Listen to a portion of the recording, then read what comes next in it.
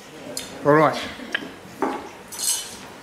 Hi everyone, I'm really nervous to be here, so be nice. I've been trying to think of good jokes and things. I was actually awake from 3 AM last night staying at Carl's house again. What could I do that would be kind of interesting, at least laughable? And I've been trying to think of some wordplay.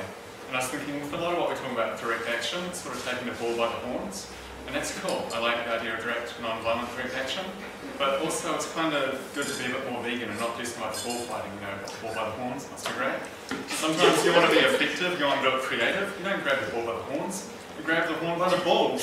Get them where it hurts. So that's where we like to think INVSOC Dunedin comes in. Right in the heartland of the ballland of, you know, animal agriculture. So, hi everyone, I'm Jordan White from the INVSOC Dunedin Society, and I'm reading from the front. Thank you very much for letting my partner Jen and I to come here to the Southernmost Skillshare. It's been fantastic learning from you all today. And, you know, not so long ago I'd never met another vegan in the flesh, so it's fantastic to be in a room full of vegans. It's like, wow, this is cool.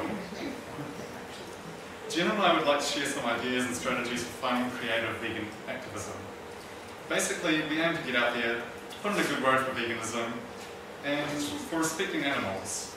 Now, we don't need to tell you cool cats what veganism's all about, but just to remind myself, vegans, we want to live without hurting animals, so we don't want to use them, we don't want to kill them, we don't want to eat animals, we don't want to set them on fire. But we've got lots of things that we like as well. We like birds, we like lots and lots of birds, especially chickens. Most people like animals. We think they're cute. They're yellow, they're sharp, they're strong, they're red, they're endangered, they're soft. We like animals. Here I am as a young kid with some newly hatched baby chickens. This is the single happiest moment from my childhood. Look at how happy I am. And look at just how bright my duvet cover is. It's fabulous. What we've got now is like a plain off-white.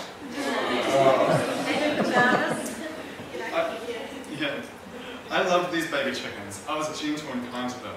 I was careful to not hurt them. And while I laughed, as you see here, like a bloody maniac, I was really careful not to be too loud. I didn't want to scare them. They'd been hatched literally hours before, you know, they got sensitive hearing maybe. As children, perhaps we relate to them at a fundamental level.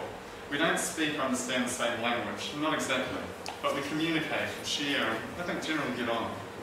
Yet, I grew up and ate KFC. I ate flesh bought from killing friendly chickens. I thought it was gross holding the leg bones, and we all know it's literally their muscle, and you always get the little blue veins and the purplish bits, and you're holding the bone. It's horrible. We like innocent baby chicks, but we eat chickens. As vegan activists, members of the INVSOC Dunedin Society see veganism as the opposite to animal cruelty. Veganism is respect for animals. Veganism is animal kindness. We aim to be friendly and approachable with our activism because we're all aware that we weren't born vegan. Is anyone in this room, could I have a show of hands, was anyone born vegan here? Anyone been vegan all your lives? Not many people have been. And it's something that I'm aware of because I've only been vegan about 7 years, so that's like a quarter of my life. I haven't been vegan very long at all. Veganism as a philosophy turns 71 years old this November. But veganism has really only just gotten into pop culture in the mainstream in what, the last 5–10 years? That's the only time that normal, regular, non-vegan people have been talking about veganism. So as an animal rights movement, Jen and I were aware that we're really glad that vegans are starting to come out of the closet. We like seeing veganism becoming more front and centre of our animal rights movement. And I'm really glad that there's more and more vegans doing vegan activism all across the world. There are now vegan organisations everywhere across the planet, even at the bottom of New Zealand. In 2010, the idea to start the INVSOC Dunedin Society came to me in a dream. It sounds pretty cliche. It happened. It floated into my mind with this incredible, powerful voice, the most powerful voice I've ever heard of before. No, it wasn't God, it was more powerful than that. It was Dr. Roger Yates, who's sort of like a mentor. He did lots of work for ALF, the UAV, Animal Intersectionality Project, VIP, Vegan Intersectional Program. He's fantastic. And what happened in this dream was that this English sociologist and keen football player Dr. Roger Yates whispered about INVSOC, Invercargill Vegan Society. I don't know why he spoke like that. He doesn't normally speak like that. I enjoyed George Orwell's most well-known books, 1984 and Animal Farm, and the idea that INVSOC with a G, English socialism, could become INVSOC, Invercargill Vegan Society. I thought it was really neat, it seemed clever. So INVSOC it was, with a big green obnoxious V for a logo. Since 2010, we've grown a lot, from being just, well, me, a boy dreaming about some dreamboat English sociologist who plays 70s music on this thing called vinyl, to the Invercargill Vegan Society, now with about 60 members in Invercargill. About 1,100 people support us on Facebook, and we get about 70 different visitors each day to the Invercargill Vegan Society website. So we like to share advice about going vegan, step-by-step vegan recipes, just what it means to be vegan, and information about our fun events, like talking Skillshares, which we really love. Thank you, guys. We've joined in parades, painted Go Vegan in 3-metre high letters on our roof space. We've given tofu to butchers, plant milk to dairy workers, and a toy stuffed animal to a local leather cannery. We have not one but 3 INVSOC members working for New Zealand Post, and teachers, principals, head librarians, dispensing opticians, admin workers, woodworkers, digger operators, nurses and cardiologists, and. The list keeps going on. Some Invercargill Vegan Society members are the INVSOC slaughterhouse workers. Right, next slide. Oh, wait. No. Sorry, do you want the next slide? Sorry. Right. Some Invercargill Vegan Society members have even been slaughterhouse workers. Here are 2 right here. This is Nikki, and this is Phil. And I always tell Phil, damn man, you look presidential or something in this. It's just like the sternest, he's decisive. You look how he's going for this. Like, I would vote for that. 2 separate people who both worked at a huge sheep slaughterhouse, Alliance Lawnville, where my father has also worked. My father was a slaughterhouse worker. And now Nikki and Phil are both vegan. Society changes, and no matter who you are, we all deserve a second chance. As Sting sung, we share the same biology, regardless of ideology. Now that was about the Cold War, but I think veganism kind of spices it up a bit, gets a bit hotter. It really shows that anyone can go vegan, and we've seen that in this room. We've got, for example, Carl, who was a former slaughterhouse worker.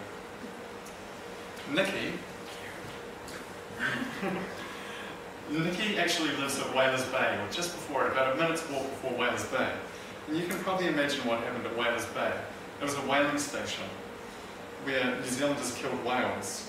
Now in 2015, we may think that's pretty evil, wrong, or repulsive, but whaling happened in New Zealand.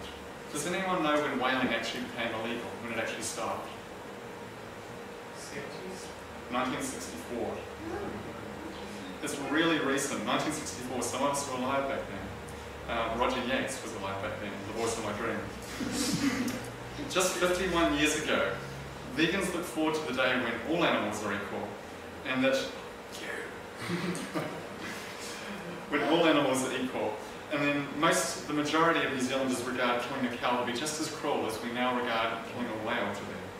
We won't, we look at the whale killing pots where they've boiled up the flesh and the blubber and everything and the anchors from the whaling boats. They're all rusty now, but really whaling is not that long ago that it happened. And who knows, maybe in 51 years, maybe less time, we'll gasp in fond terror at the mere thought of the 2010s dairy industry. About the dairy industry, this ceramic artwork made by our friend Romina is pretty awesome. It's sort of a parody of the dairy industry. It's about ghost calf says, I was killed so you can drink my mother's milk. And it's all covered in things like, best before you know the cruel facts. We all have different skills in life about how we can do vegan activism. Some of us, like Romina, are really great at ceramic artwork. Other ones of us, like Romina, are great children's book authors and illustrators. This one's about a bunch of pink squirrels. They're really good at untying knots, and they get enslaved, basically, in an analogy to battery cage systems. So a rich man, it's always the rich people that we hate, isn't it? It's a rich man puts them in cages to untie all kinds of knotted cords and that kind of crap. So everyone has different skills. You may be great at maybe ceramic artwork to get the message out. You may be a great illustrator and getting to the children. You may be great at cross-stitch like our friend Steph. Or simply, maybe someone who loves animals and like meeting new people, who are also really interested in helping animals. And that's where I fit in. So thank you very much for allowing us to join you all here today. And I'll let my wife talk.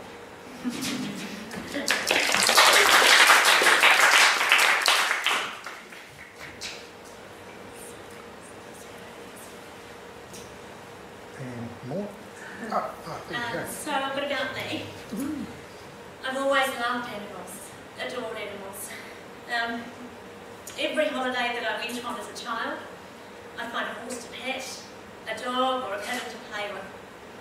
I grew up in a non-vegan family like you. However, I was in Onehunga, Auckland. That's where I grew up. I was one of those kids that was pretty quiet most of the time. But if I saw something that I thought was unfair, I wouldn't hold back with my opinion. At 14, I became vegetarian. And then a couple of years after that, at 16, I was vegan. This was in the late 1980s. So there was no internet, no Facebook, and the soy milk was kind of a funny powdered variety. But still, it wasn't so bad. I had lots of vegan friends and all of my flatmates were vegan. I also volunteered for the New Zealand Anti-Vivisection Society, and I was one of the 4 Auckland coordinators in the late 80s. Each Friday night, we'd all catch a bus or a ferry, as the case might be, from my friend in Waihipi, and we'd meet on Queen Street to collect signatures for the NZA's petition against animal experiments. This is a photo that was taken actually by the Auckland Sun of myself with 2 of the other people that were Auckland coordinators at the time. I'm not sure where Alex was, she was the 4th one. We also gave out their leaflets to anyone who would take them, and on weekends we'd actually show a film called Hidden Crimes on a hired TV, and we showed this film at AG Square. We shrouded this old TV, like a old big box TV, with blankets to try and screen the sun out. The council was very accommodating by supplying us with the power. I think they charged us something like $5 to allow us to do that. And it was awesome. And we also had information stalls there to swear quite regularly, or any festival, like the New Zealand Green Festival, for example. The Auckland University was fantastic as well. University is fantastic places for encouraging free thinking. They allowed us to have a benefit concert for NZAS, and we raised in the region of $3,000 by having 13 bands play for free over the course of 12 hours. It was a lot of fun, and as a couple of 16-year-old girls organising this, we were pretty proud of ourselves. But we couldn't have done it without the help of the older people with liquor licences at the Auckland University. So these early experiences in activism instilled in me the idea that I could make a difference, and that actually anyone can make a difference. Just simply by standing up for what they believe in and getting out there to talk to other people about it. It's just really all about communication. NZAS, of course, is still going really strong today, and it's great to see the new team involved.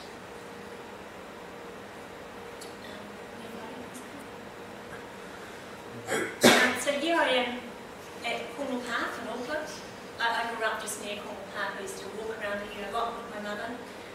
And I'm actually standing in front of the very paddock where I stood as a 14-year-old with my mum, watching those super cute lambs jumping around in daffodils, playing. Just wonderful. We're admiring them. And it's actually then when my mum told me what we were going to have for dinner that night, roast lamb, that I decided to become vegetarian. So, thanks, Mum. She helped me make a good decision. From Auckland, I moved on to Dunedin. I lived here 8 years actually in Dunedin, and then went on to Queenstown for quite a number of years, over 14 years. And most recently I moved to INVSOC, where, as John mentioned, I work with him as a coordinator for the INVSOC Vegan Society. Something else I should also mention is that as of early this year, I've been a trustee for the Vegan Society of Aotearoa, New Zealand. I'm really, really looking forward to working more with them to raise the profile of veganism in New Zealand. We're going to share with you this afternoon just some examples of the Invercargill Vegan Society, of what we've been doing, what we've found has worked for us. We really enjoy being vegan activists and meeting other activists around the country. It's a real pleasure, and it's been great to meet all of you guys today and girls. And we're really motivated by the growth that we're seeing in veganism. We look forward to working with you more towards a vegan world. Thank you.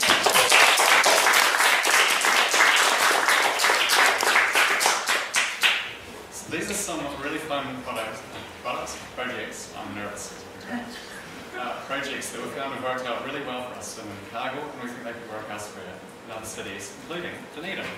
So, as part of our movement, we really want to get active, to be seen, to really get the word out. And so we celebrate World Vegan Day. We think it's important that we have a World Day to represent the animals, to represent the growth of veganism, to get together, to support one another, to have fun, and put posters up all around Invercargill. We find it really fun. We have one here, which is a mosaic piece of art we've made called Piece of Chicken, and spelled piece like the dove piece, more than a piece of KFC, I guess. And we also have the World Vegan Day posters that we put up each year. Where is that plaque? Do you want to say where that is? You're going to mention Queen's Park, not, what is it here? Queen's Gardens? Queen's Gardens. Queen's Gardens, we've got Queen's Park. So you've got that like a public place where tons of people see it, eh? Yeah, Botanic Gardens. Yeah. On our posters, we try and include as many members as possible. We all get them to pose with our little logo. And we have all kinds of neat people. We've had Carl on it before. And we have Romina here, who is the wonderful artist. And her actual artist profile picture for the book. It's got her wearing a hat, that very photo. So she's holding her friend Susan here in a rescue here. She's wearing an INVSOC badge. I think it's kind of cool that kids are reading this book about pink squirrels and learning about the Invercargill Vegan Society too. We also give out awards for World Vegan Day. So we give out awards to mainly businesses and groups and organisations and individuals who have really helped the vegan community. So in this case, it's a health food store called Complete Wellness, spelled Complete Wellness, with a camel case kind of thing going on. And we like that they have an ice cream. They were the first place to have an ice cream, coconut ice cream in Invercargill. We thought, hey, that's cool, we support that. And we love that this time mentions they have vegan options. They're the first business to really go out there and invest enough to put vegan options on the sign. We think it's great to see their word actually get out there. It was not really mentioned anywhere. And we love seeing the growth of veganism in terms of vegan menus coming in. This is also very new for Invercargill. This is a piece of chicken being made. So I pulled up in our bedroom while we were renovating and delayed the painting of the walls and other aspects of this renovations of our house to make this mosaic, and took a long time to pinch the amount of tiles that we got. So I cobbled this together, or rather tiled this together, and now this is a piece of chicken. And the piece of chicken's waterproof, they're sprayed with silicone, got giant talons. If you've ever seen Napoleon Dynamite, they have giant talons. And we got an engraved plaque made by a tombstone maker. We thought, hey, you guys do like tombstones? It's good enough to build a World Vegan Day tribute for the 70th anniversary of veganism. So this rests in Queen's Park, sometimes with a kebab and hot chips on top of it. And also pure organic bird food. We love it. So we love having as many ways to get the word vegan out there, to get the idea, the concept, the philosophy of veganism out there. And this is actually in a children's playground. It's bright colours. They're like, this, put it around the kids. We're like, all right. And so it gets out there. We think that it's just fantastic to see people coming across the vegan message. Another way on World Vegan Day is to get as many letters in the paper, into radio, TV as possible. And so they'll print some really weird things. They'll lead you away with crazy stuff like, today is World Vegan Day, the most holy 24-hour period in all the vegan land. Holier than vegan Swiss cheese. Or is it most sacrosanct secular celebration? I always forget. One of the two, take your pick. They'll let you away some really fun stuff. This is us with street giveaways. We have GM giving away cupcakes and muffins. A big difference. One is icing, the other one is banana and chocolate chips. This is in front of a giant A0 Go Vegan for World Vegan Day 2013 poster. And this is as we're being recorded for local news. It's really great to see my lovely wife there with muffins and cupcakes, talking to people on the streets of Invercargill for World Vegan Day. Another idea that we had was to plant a tree, a memorial tree in 2011. So this is an Immaculate Gardens, planted on World Vegan Day, 1st of November 2011. The tree itself cost $50. It's quite cool to get a curry tree planted. And by the end of our lifetime, this will be the biggest tree in the park. And we think it's great to see it growing. Also in the background, that's the Federated Farmers Building. So we've got things like growing up, rising up. We're kind of powerless to stop it, or they haven't discovered the tree yet, one of the two. So how come you got the plaque in your hand there? Well, because we have a park with a tree. Could I next slide, please? It's great to have a tree, but it's kind of even better when you let people know what the tree's about. So we have the plaque explaining about World Vegan Day, and it's one of our many little memorials and things around in the cargo as we try and invade and plant the seeds of veganism. Maybe you should explain why that's Oh, so this one had a slight defect, and the guy's like, oh, I was going to chuck this one out, so I'll let you guys have this one. I made it again the second time. This is the second one, this is the original one. The original one's fun to take to Skillshare and just talk about it like people know what it is. I can explain it. We have a community garden that's set up recently in south of the Cargill, and this area of land was just this wasteland basically. And so there's a community group decided to set up a community garden. They advertised in the local papers and said, hey, community groups, as individuals, who would like to have a garden plot? And we thought, hey, it's a great opportunity. We're part of the community, let's show that we're part of the community and have a garden plot for the Cargill Vegan Society. So just on the next slide there, you'll see we have a little sign on